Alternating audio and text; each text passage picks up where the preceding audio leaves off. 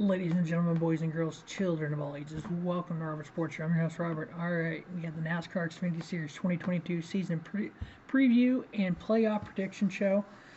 Whew, what a truck series race we had last night. Oh my goodness, that was, yeah. I love Kyle Busch's shirt when they kept showing him the most expensive day of the year and all three KBM trucks got damaged. I hated that because that was my pick, KBM. Alright, we are going to go over the Xfinity Series for 2022. We have 26 full-time teams, 33 races on the schedule. We have 12 playoff teams, and then you have 38 cars per race, expanded from 36 last year. 26 teams racing for 12 playoff spots. This could be fun. We have the Dash for Cash returning. We have the qualifying race, which is the Pit Boss 250 at COTA at Circuit of America. And then the 4 Dash for Cash races will be the Toyota Care 250, April 2nd at Richmond. The Call 811 Before You Dig 250 at Martinsville on April 8th. April 23rd, the Ag Pro 300 at Talladega. We're doing a Dash for Cash at Talladega. Oh my. And then the final one is the April 30th of the Didon 200 at Dover.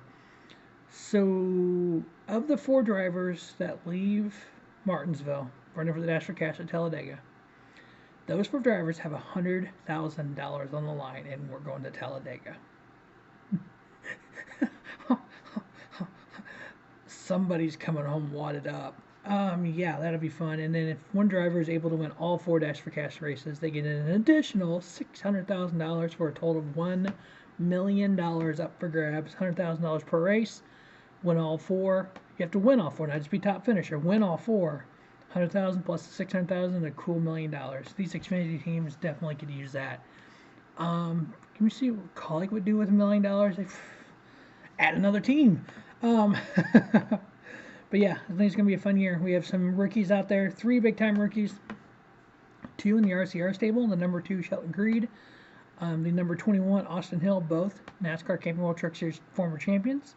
Then the number 34, Jesse Waju. Jesse Waju Racing Motorsports as teamed with Emmett Smith. He's got the number 34 in honor of Whelen Scott. Excited to see what happens with him. I know I'm in the process of watching qualifying. I'm a little behind on qualifying. He is currently qualified. I thought he went already. Yeah, he's currently 13th. So I'm hoping he makes the field. I know we have a huge field for Daytona this year, so we'll see what happens there.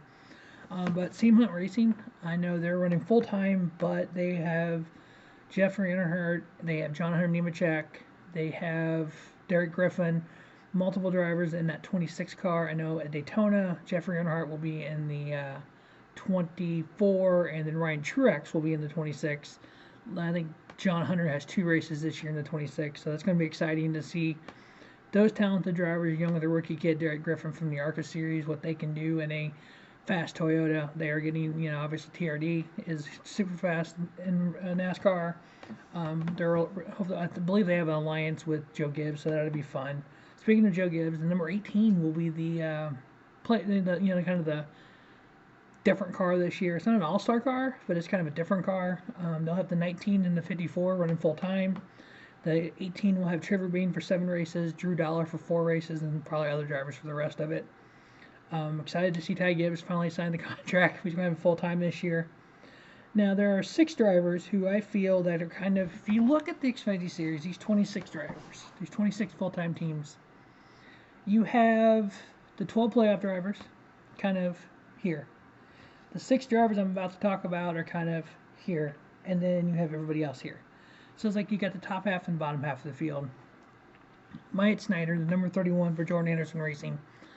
As long as they can qualify for races, I think they're going to be not in the playoffs. These are non-playoff teams. They're going to be on the outside kind of looking in, but with the right luck, there's a possibility they could fall into a playoff spot. Sam Mayer, General Motorsports number 1. He had some great runs in the 8 car last year. I don't see him as a playoff guy right now. I see other drivers making the playoff over him, but again, if somebody else falters, he's kind of the level of team that can just fall right into the playoffs. Landon Castle, the number 10 for Colic Racing. I've never seen Landon Castle run well. Never really seen Landon Castle in the Tier 1 car. He did make some starts back in mid-2000s for JR Motorsports when Brock Keselowski was driving the 88 full-time. So it's like it was a good car because Brad finished third in points, but was that Brad or the car? We'll see what Landon does in this Colic racing. We know the number 10's fast. It's a fast hot rod. Brandon Brown, number 68, Brandon Brown. Let's go, Brandon. I mean, really, let's go, Brandon Brown. Let's go, Brandon Jones, you know. He got his first career win last year at Talladega. We all know the outcome of that. I don't care. We ain't talking about that. This is talking about Brandon Brown. Brandon Motorsports, again, they can do that in the regular season. They're in the playoffs. They're kind of like that team on the outside. If somebody else falters, they can jump up. Jeremy Clements, the same way, the number 51. Each year they get a little faster and faster. They do have a win in a road course in the past. Multiple road courses this year during the regular season. Anthony Alfredo, the number 23, ARCA Motorsports.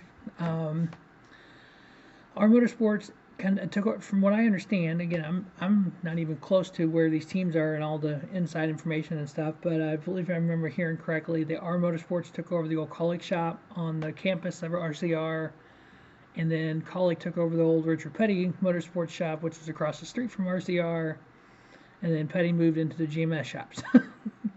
So yeah, being the technical alliance at RCR has always had a great Xfinity program. I look from big things from ARCA Motorsports. I actually have two other drivers making the playoffs, so that's how confident I am about that ARCA Motorsports program this year. But yeah, Myatt Snyder, Sam Mayer, Landon Castle, Brandon Brown, Jeremy Clements, Anthony Alfredo.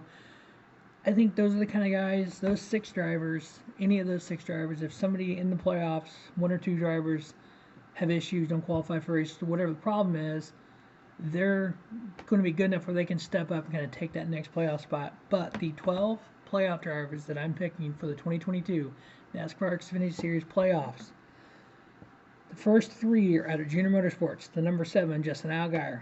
The number 8, Josh Berry. Yeah, you heard me right, Josh Berry. He won at Martinsville last year. He is a talented driver who finally got a chance to show it. He's in Tier 1 equipment. There's no reason to say that driver can go out there and win races and win a championship. Noah Gragson, we know what he can do. Each year he's getting a little better. He's getting a little less kiddish, a little less, a little more, serious about it. It seems like he's not just, getting, which I mean, most people can just fly off the handle anger, but he's kind of controlling that and understanding what he needs to do.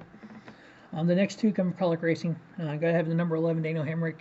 He can become the 2nd driver ever to win back-to-back championships in 2 different rides. Tyler Reddick did it, driving for Junior Motorsports and then for Richard Childress Racing. He won the championship last year driving for Joe Gibbs. He can go this year and do it again for Colic Racing. His teammate, the number 16, AJ Allmendinger, the Dinger, he's definitely going to be in the playoffs, win races. I could see him legit winning a championship, no problem. The number 98, Riley Hurst from Stewart-Haas. Stewart-Haas always had a top-tier Xfinity program. I don't see that changing. And then the next 2 I got from ARCA Motorsports. I got the number 02, Brett Moffitt, the number 27, Jeb Burton. Last year, Brett Moffitt was running, I finished 2nd Daytona, had some top-tier runs, but wasn't running for a championship in the Xfinity Series. When he changed, he basically started over on points, still made like 20th in points, but had to have a win and just never got that win to make it up there. But I think this year, full-time, running for the title, get some good finishes to start, I think they can get there. Same with Jeb Burton. The problem with Jeb Burton is he has no provisionals to fall back on, so they got to qualify for everything until like the 4th race when they start looking at provisionals and stuff. So I think it's going to be an uphill battle, but I think they can do it, make the playoffs, have some good runs. The next 2, I got both of those rookies at Richard Childress Racing making RCR. The number 2, Sheldon Creed. The number 21, Austin Hill. No reason why both those drivers can't make the playoffs. Again, if one of those guys falters, one of those ARCA Motorsports falters, we got those 6 that can, would be right there. I think it's going to be a dogfight for the last couple playoff spots this year. And then finally, the last 2 of the 12, the 2 Joe Gibbs full-time entries, Brandon Jones in 18, the kid, Ty Gibbs, number 54. I love the fact that he's in the 54. He was in the 54 last year. He drove the 1 race in the 81. I think Chris Gale's his crew chief. I just think that's kind of, the 18 is iconic to Joe Gibbs, but I like the 54 being iconic for Ty Gibbs.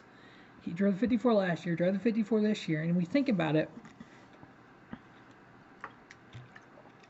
he's in the Xfinity Series for a year. Say he's in there for 2 years. Let's just say 24, he goes Cup racing. Well, by 24, do you think that the number 11 will not will not be with Joe Gibbs anymore. Well, the guy that drives the number 11 also owns 2311 Racing. Eventually, that 11 will go over to 2311 Racing, I feel. And then Joe Gibbs will have 18, 19, 20, the 54 for Ty Gibbs. But that's just how I perceive it. But, you know, it'd be cool if he does. But, hey, you know, if he goes in the 18 and when he gets to the Cup and Kyle goes somewhere else, hey, that's fine too. But those are the 12 drivers that I feel will be racing for the 2022 NASCAR Xfinity Series playoffs. Stay tuned for each week. We'll have the preview of the race. We'll get the what's the name of this race? Oh, beef. It's What's for Dinner 300 later on today. Qualifying just ended about a half hour ago. I haven't watched it all yet. And we will watch qualifying. We will watch the ARCA race today. We'll watch the Xfinity race. We'll get that preview up here shortly. Then we'll have the preview for the 2022 Cup Series and the Daytona 500. As always, thanks for watching Robert Sports Show. Don't just have a great day. Have a spiffy day. Robert Sports Show, your YouTube leader for YouTube.